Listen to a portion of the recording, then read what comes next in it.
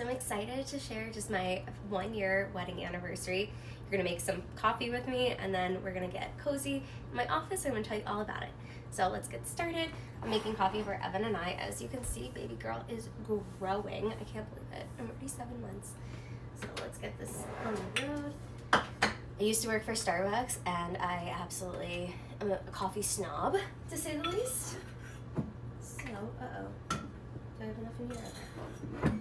That I was running low, but we have like so many. So funny story, when I got pregnant, the first 2 months, 3 months, I could not stand the smell of coffee. I couldn't drink coffee, and I am a huge coffee buff. Like, I am an addict when it comes to coffee. But anyways, I'm gonna go grab that coffee right now. So because our pantry is like stocked, we have a really small kitchen, I like just grabbed whatever coffee was there, and I'm so glad because it's caramel brulee. Caramel.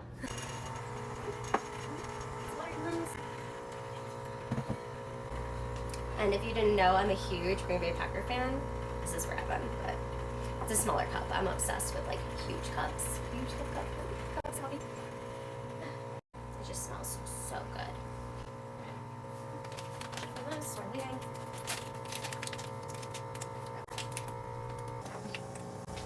And I'm just kind of really lazy, but I'm obsessed with pumpkin spice. I thought that was the pumpkin coffee. The pump's not working, so I'm doing it a little bit ghetto style. Just pour it right in. I have a pretty good pour. Being a barista for like 5 years, I learned a thing or two. And then I usually make an Americano. I don't like too much sugar. So instead of putting like a ton, making a latte, which they're delicious, but just to save on the sugar just a little bit, I just make an Americano.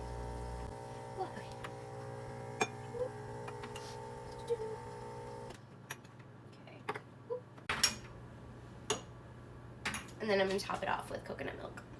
So I totally just dropped it, but thank God it was closed. Alright. Little coconut milk. And top it with a straw. And that is their morning coffee. Now I'm gonna take you upstairs to the office and we're gonna talk all about wedding stuff. So thanks for joining me. I'm so excited to have you here and talk about all wedding stuff, all the details from my wedding, because I never really actually talked about it on here. But I'm just excited to have a solo episode. I haven't really done that too often since I started the channel. So I figured like it was time. It was time to do this. And so make sure you grab a cup of coffee, cup of tea, water, drink, and cozy up with me. So I'll start with the details of the wedding, and then we'll get into really the lessons I learned along the journey of a year being married and what that has brought me. Some good things, some questionable things. Just kidding. All good things, all learning lessons, I would say. The things that weren't so great. But I'll start with the details. And for me, I really wanted to create this atmosphere for my wedding to be very intimate, cozy, especially because it's fall and all the beautiful colors here in Colorado. Because growing up in South Florida and living in California for years, I really didn't experience so many seasons. Like California does have it, but you have to drive. Here it's everywhere. It's so beautiful. So I really wanted to get married in October. That was just like my goal. I didn't realize like that's one of the most popular months to get married. I mean, that in like May and June or whatnot, but I was very surprised. So with all of that, I was like, okay, I really want to get married in October. It was so hard to find a venue that fit our budget, that fit the timeline when I wanted to get married, because I really wanted originally to get married on October 7th, and it was just not working. And like, it was a Saturday. So we ended up getting married on October 15th, which was perfect. It was at this private estate in Lyons, Colorado, Lioncrest Manor. So gorgeous. It's family run. They've been doing weddings there for 27 years and absolutely gorgeous. And also I wanted all my friends to have really great pictures and views of the wedding, not just there to celebrate us, but we really just wanted that mountain view, or maybe I wanted it more. Evan was just like, yeah, okay, whatever you want. But I really enjoyed it. And so part of that is I love like fall colors. So burgundy, greens, yellows, oranges, just that fall feeling. And the other day somebody asked me, they're like, why do you love fall so much? And I was like, it's just this cozy feeling. It's not too hot, it's not too cold, it's just the perfect temperament. And everyone's just like in a good mood. And of course, it's pumpkin season and I'm obsessed. Anything pumpkin. I just went to Trader Joe's and got like everything pumpkin that I could eat. But anyways, so that's kind of where I started with the venue and planning everything. We actually looked at venues before we got engaged because we just knew. Like, I think when you get to a certain point in your relationship, even if you're younger, you just kind of know. And we knew. So it's like, why waste time? And I had been seeing so much on TikTok because that's where I got all my inspiration, or 95% of my inspiration was from wedding talk on TikTok. So if you are getting married or engaged or in that process, definitely check out Wedding Talk. There's so much goodness on there. And horror stories too, but at least you can have that idea of it. But anyways, yeah, so we like had started looking for venues prior because I just had heard on Wedding Talk that so many people couldn't get the venues or they had to wait another year. I was like, I'm not getting any younger and I want to get married sooner than later. I didn't want to have to wait 2 or 3 years just to get the perfect venue. So why we actually even decided on Lions Crest Manor was because I had been looking at like Aspen and Vale, and a lot of those venues, just for the venue, not food, drinks, DJ, all this stuff, it was like $50,000. I was like, what? We're not spending that. Like, as much as I want like a beautiful wedding, like that, I can't justify that. So anyways, Evan's like, look in Lyons, Colorado. I was like, okay. And then I found our venue and it was just so perfect. I just fell in love immediately because we had looked at other venues prior and they just weren't hitting the spot. I didn't feel that like spark or magic there. And when we went to Lions Crest Manor, it was just perfect. Everything I desired, it was just there. And it's so gorgeous. Yeah, it was a really big venue for like the amount of people we had, but it was worth it. So then once we decided on the venue, we decided on the colors, which were burgundy. That was the main color. Ironically, I'm wearing burgundy right now. And then all the greens, yellows, and oranges as well. So I really wanted to like encompass all of that vibe and feeling and that like romantic vibe and warmth, because I did look at like Pinterest and they had like, it was more moody. So it was like navy and burgundy, but that was like too moody. And I feel like I'm a kind of a peppy person and cheerful. And I felt like I needed a little bit more color. But it was gorgeous, like the things I saw on Pinterest. But we ended up going more on the softer side. And that's more my vibe anyway. And then, so when it came to more of the details, we actually created all the signages ourselves. We did use Zazzle. So if you ever heard of Zazzle, it's definitely super easy. You just type everything in and then they can like mail it to you. So we did that for our welcome sign. We did that for all our signages. We had different tables. So we had, what else did we have? We had all of that. So like we had a table for gifts and thank you cards. Honestly, I didn't really expect anything on that table because it was like so many people were traveling from Florida and California. I was like, I don't want to make anybody get us anything. We don't need anything because we had been living together prior to getting engaged. So I was like, we don't really need much. So, I mean, your presence is the present for me. But so we had signage for that. And then we had signage for, we did like a little date night jar so people could give us some ideas that we could take, like that maybe we didn't think of. And I got that off Etsy. It was like this cute little jar and you just like put the date card ideas in there. And it had like Caroline and Evan, October 15th, 2023. So that was like so fun and beautiful. So we had that signage for people to put the cards in that. And then we had, what else did we have? For like desserts, we had like a little signage for that. And then my favorite part of the signage was we did, instead of place cards, and I'm gonna take a sip because like I'm out of breath and being 7 months pregnant, I'm always out of breath. Okay, we're good. But anyway, so my favorite part was, you know how like when you go to a wedding, everybody has the name, the place cards with the table number on it. I've seen some really, really cute ideas, especially on TikTok. But I was like, I saw one and I was like, this is what we're doing, because I kept the wedding really small and intimate. I didn't want to invite people that I hadn't talked to in a year or so.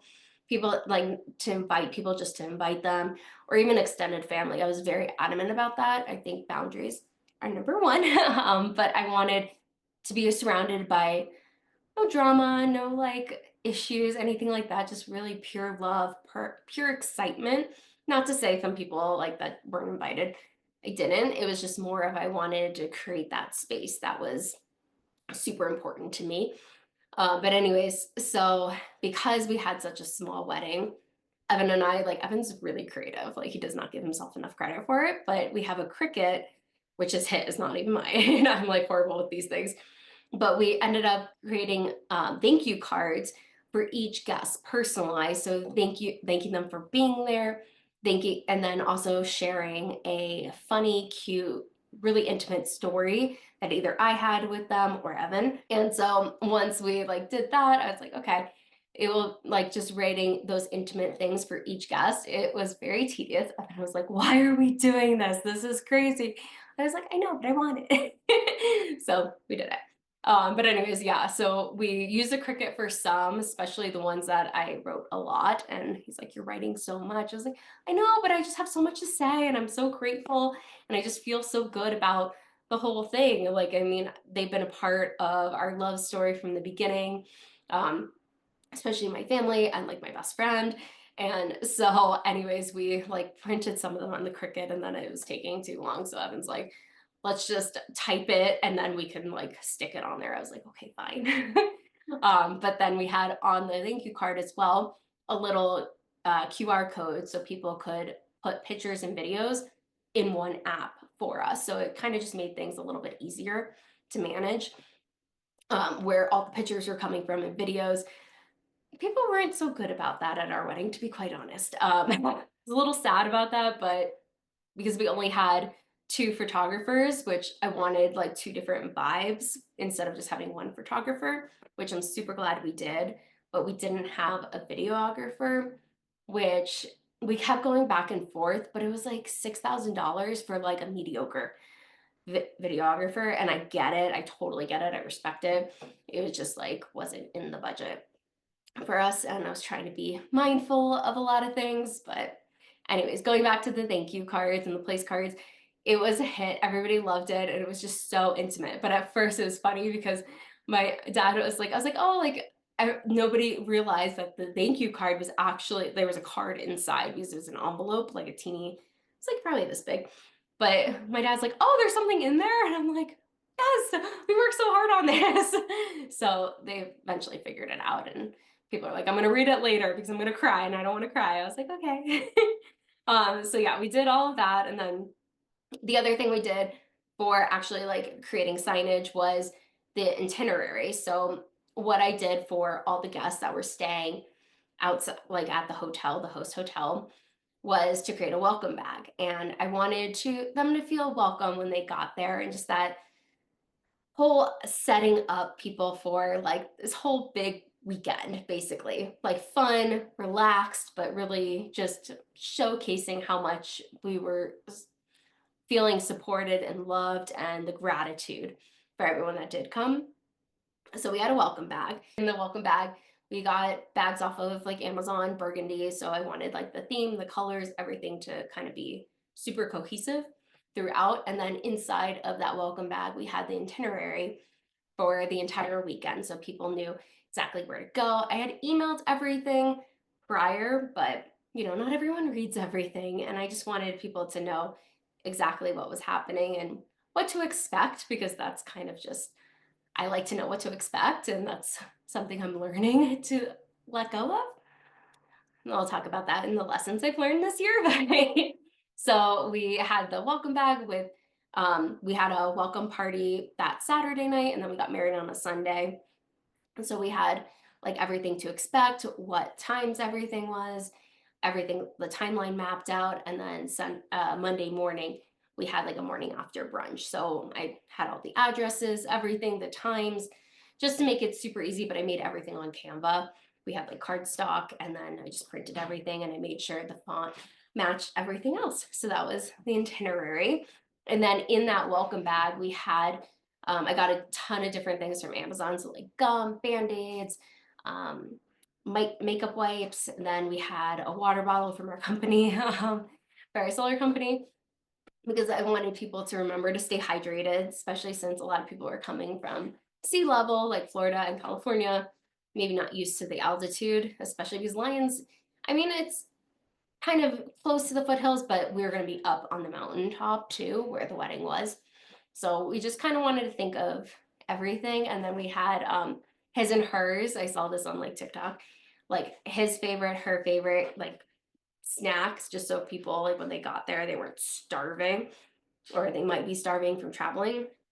So I'm obsessed with popcorn. I could eat popcorn like for every single meal besides sushi, but so I got popcorn, and then Evan's obsessed with these like berry candies.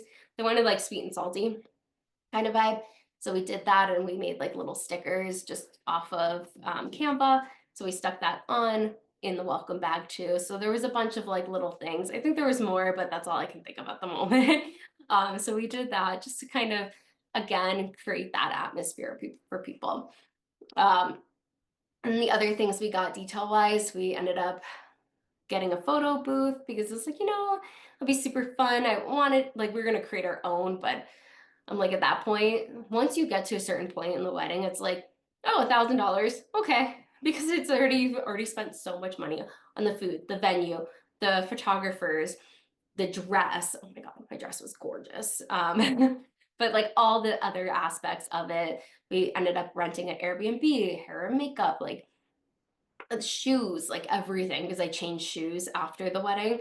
But anyways, yeah, so we got a photo booth. Very last minute, the last, like, I think it was like 3 weeks before the wedding, we ended up hiring a tarot reader. He's like, I love that stuff. I mean, maybe not everyone does, but, and he's also a numerologist. So that was really cool. Everyone kind of had, not everyone, but a lot of people had an opportunity to get a little mini session or reading. So that was just something different. And I'm an activity person. Like, I like dancing. The friend who did the music didn't really work out too well. Like, there wasn't a lot of music, if any. But I think because we had so many activities going on throughout the wedding, it just was like not a lot of people danced, and it was like 2 stories where it was. So it was a little harder, but it happens. And then instead of a regular cake, we had macaroon cake. So like tons of macaroons. And to kind of give you a funny story, well, maybe not funny for me, but Evan ended up, like, he loves macaroons. And it was a huge, like, we had like 200 macaroons for the whole, like, for all the guests and whatnot. He had 15. So he was sick our wedding night. But that's okay. Lesson learned. He has a sweet tooth, more than I do, but it was really cool just because we don't like cake, and so it was like a different kind of vibe, and just creating our own aspect to it. And then we had a video guest book instead of like a written guest book. But again, like, people didn't really see it, and like I think it was a little harder to navigate. Not everyone knew because it was like kind of outside of, like, on the patio. But we did that so people could actually hear what they were saying and we could hear them. But that was cute. And then we had the date night jar, which I mentioned. And then one thing that we did do was, instead of spending thousands of dollars on a florist, we actually got from Zola, if you've ever heard of them, amazing. They're wooden flowers. They look very real, but we ended up, like, one of my really good friends came over and she helped us like paint them. So they looked real, and like I made my bouquet and everything like that. And I still have them today. So we didn't spend thousands of dollars, maybe a couple hundred, and we had a really good time. It was something that, like, we were allowed to use our creativity and also save a ton of money. And there's a lot of other services like that too. I think, I don't remember all of them, but you saw it so much on TikTok and whatnot, but it did save us a lot of money. So I encourage you, if you're creative or have friends that are creative, it just saves a lot of things. It does take some time, so that was the thing, but we planned ahead. And then what we did for, like, with the signages that we had, I got like these black frames from, where did I get them from? I think from Michael's, maybe. but, or maybe Amazon. I don't remember. But anyways, we had the frames, and then next to the frames, I wouldn't want it just to be the frame. I wanted some like flowers and kind of make it look a little prettier. Evan had a really good idea, but I got these wooden like slices, so it's kind of like a little like plate looking. And then we glued a mason jar onto that. Like Evan had spray painted the mason jars black so you couldn't like see inside.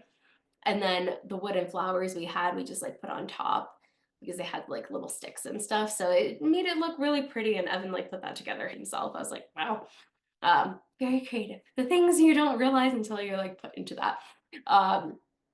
And then another thing we did, because it was like very small and intimate, and I didn't want, like I had been a part of a wedding before, and it's just the cost of getting the dress, the hair, the makeup, the shoes, the like everything. It's expensive because especially if you're doing a bachelorette party or a bridal shower. I did the bachelorette weekend. But for like our wedding party, I decided just to have my sister as my maid of honor, and Evan had his like best childhood friend as the best man. And that was perfect. And then they sat down during the ceremony. And instead of like me being on the side of my family and Evan being on the side of his family, we swapped so like our families could see our reactions. So I thought that was cool and we could see them instead of having your back to it. So I saw that on TikTok. I was like, oh, I like that. And we had a very traditional, well, almost very traditional Jewish wedding as well. So funny story, how we even met, just to kind of bring it back, we had a mutual friend and we met through Facebook dating, basically. That's a story for another day. But anyways, we had that friend officiate as well as a rabbi. So we kind of had it like this fun little different dynamic and whatnot, but that was awesome. Um, yeah, so that was all the details. I feel like there were so many more, but you'll see the pictures and whatnot we can put in here too. And then for the actual wedding itself, we had our welcome party. We went to this cute little Mexican restaurant, not too far from the wedding venue. So people kind of had an idea and nothing was too far. But we did that Saturday night, kind of, that was like a mission we were trying to. I didn't make a reservation because I was like, oh, it's going to be super casual. At first, I really didn't want to do a welcome party. I was like, I didn't want to have to pay for another thing, to be quite honest. Because you're already spending tens of thousands of dollars on your wedding for, like, it could have been a down payment on a house, but I really wanted the wedding. And so I ended up doing the welcome party. I'm so glad we did it. It was great because people got to mingle and get to know each other prior to the wedding. But anyways, so yeah, that we did that, and then the wedding was just absolutely perfect. I forgot to mention this earlier, but I literally printed out minute by minute, like, okay, time to go to the bathroom, time to do this, time to do that, like throughout the day. So I think we were only running like 15 minutes late, but everything went according to plan. So that was like, wow, okay, I did pretty good. Especially because I love planning and I love like bringing people together, but I was very nervous because I had never planned a wedding before. And thankfully, I had a day of coordinator. Highly, highly suggest having a day of coordinator. Just makes things run smoothly. You don't have to worry about everything. Because part of when I was planning my wedding, I was like, oh, I can do that. I can do that. And in reality, it just makes it really difficult if you are trying to enjoy your day. So that was that. And then after the wedding, the next day, we had a morning after brunch, and the people who were staying a little bit longer that like had flown in, they were able to come. Hopefully, not everyone was able to come, but it was just a nice little like cafe called Pistachios in I guess it's in Longmont, I want to say. But it's so cute and it was just so fun. It was a Monday, so it wasn't like super crowded. And I think there was like 20 of us. So like half the wedding people were there, or guests were there. So that was just so lovely and felt good to just kind of connect after the day, because I feel like even though we only had like 30 something people, still it was hard to talk to everybody because you're just like, it was the best day of my life, put it that way. Like, couldn't have had it go any better. So that was the wedding, just to kind of give some details, and then some of the lessons that I've learned in this first year of marriage is definitely patience. I feel like with patience, it's been interesting to see just how you move through life, because I mean, Evan and I, we moved in together after like dating for just a few months. Like everything happened really quickly, but I figured, okay, if things go south, at least we know sooner than later and don't have to waste each other's time if it's not right. So I feel like being able to live together and also just understanding we have different mindsets about things. I will say our values and our core values are very similar, and that's something that's super important. But I think just having patience with each other and realizing like how I process things is very different than how he processes things, and coming to that common ground of, okay, well, I get what you're saying, I get what you're saying, but how do we merge? And I think that's the beautiful thing I've learned, just even dating him and then getting engaged and married, everything happened so quickly because we've been together for a little over 3 years now, but married for a year now. But that's the first thing. The second thing I would say is communication. So part of that mindset and having that different perspective, sometimes it can be really difficult. I think growing up, I wasn't very good at communicating, and that's probably why I became a therapist. It was to really learn how to do that better, maybe subconsciously. I thought that, but we've really had to learn how to communicate in a different capacity. Like I think beforehand we were communicating, but I tend to, in the past, be really passive aggressive.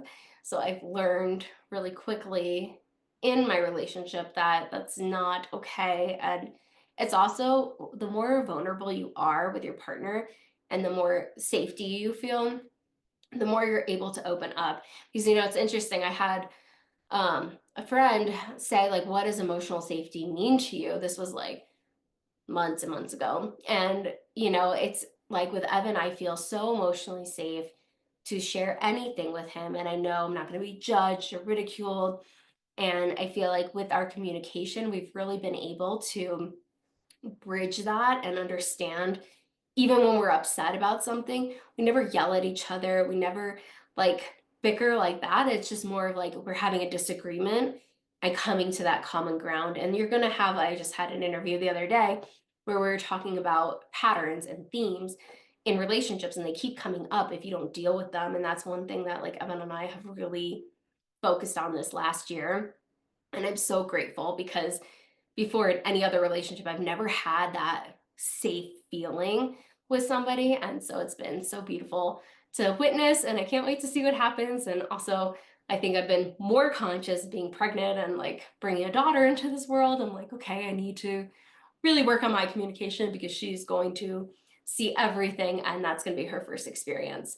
So I think it's just super important. But yeah, I think it'll always be evolving, especially as different phases of life happen. And the last thing I would say is new perspectives have been gained through that communication, through more understanding. And as you get to know somebody more, I don't know if you ever fully know somebody. I think like people could be married 30 years and don't realize certain things they never realized before.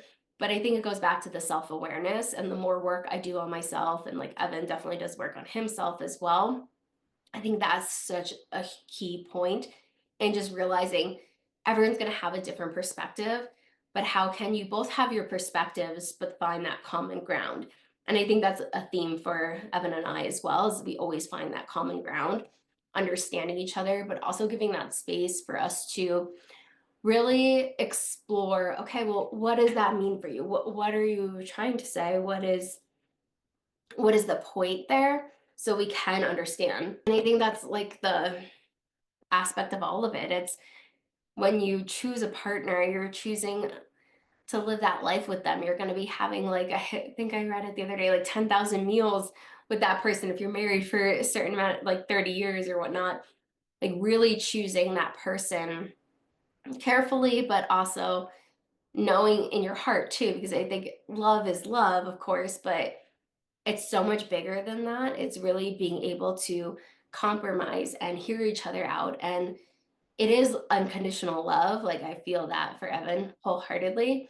And, it's just, I can't believe we've been married a year. It feels like longer sometimes. Maybe that's where the patience comes in. But I think it's just really interesting. I feel I'm so grateful that I met him, that we're building this beautiful life together, and we have been. And I'm so, so grateful for all those individuals in my life that are so supportive of our relationship and that pour back into us, and just all the relationships and the couples that we've met here in Colorado, that we've kind of created our little village here, has been so beautiful. But I really say and want to say that I'm so grateful for all the lessons, all the ups and downs, because I mean, it's been a hardship too. It's not like, oh, it's all rosy and amazing. There is tough times. And I think that's the reality of marriage. It's not like I love you one day, I don't the next. It's I choose you. I choose to love you. I choose to be in this. And that's something that, like, I tell Evan all the time, I'm like, I'm gonna love you to 150. Because I'm like, he's gonna live to 150, I'm gonna live to 148. That's the goal. But I think part of that is just trusting your instincts, trusting that you chose the right person for you, and realizing that a lot of people might have opinions. And at the end of the day, I always say this to everybody, especially being a former marriage and family therapist. At the end of the day, you choose your person, but no one ever really knows what goes on behind closed doors. And I think the important part of that is realizing that you know your relationship best. People could give you advice, people could, even in therapy, but you don't always hear the full story or know the full story.